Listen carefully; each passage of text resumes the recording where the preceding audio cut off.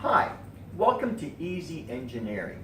Today we're going to talk about modifying compressed air blow-off products for special applications. One of the nice things about air amplification technology, in particular those types of amplifiers that utilize shims to maintain the gap, is you can do a lot of modifications for special applications. For example here, with an air wipe, there was an application that came up where the customer had very little compressed air available.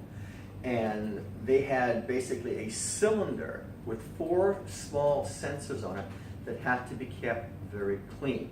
The cylinder would move up and down. There's also very little space around that cylinder. So they couldn't really put a bunch of nozzles around that, because the manifold to hold the nozzles themselves, and they would get bigger and bigger and bigger, so again, take up a lot of space. The air wipe, like the one I have in my hand, had a nice small footprint, and we were able to supply this air wipe rather, without the hose on it. They didn't need it, just the 2 pieces put together. But to conserve the compressed air that they needed, they had on-off control, only put it on when the sensors were in line with the air blowing. And secondly, there was a modification made to the air wipe to minimize the air even further.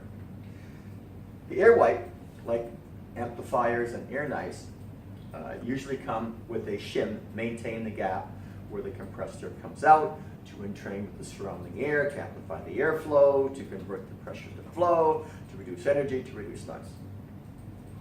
In this case, we modified the shim. So the shim would normally have the gap open all the way around. We had a special shim made where there was only 1, 2, 3, 4 spots to hit the 4 sensors where the air actually came out. And these openings were like maybe 2 millimeters each. Very tiny openings. So when the cylinder came up into the air wipe, when the sensor matched up to the airflow, the air would turn on, utilizing their sensors to turn the air on and off. It would blow onto the sensor head, and it would clean it. And only with 4 small areas, very small amount of air was used.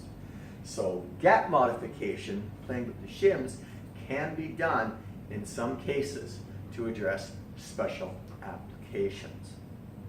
So in modifying any of the blow-off technology, do consider the fact that a lot of things can be done.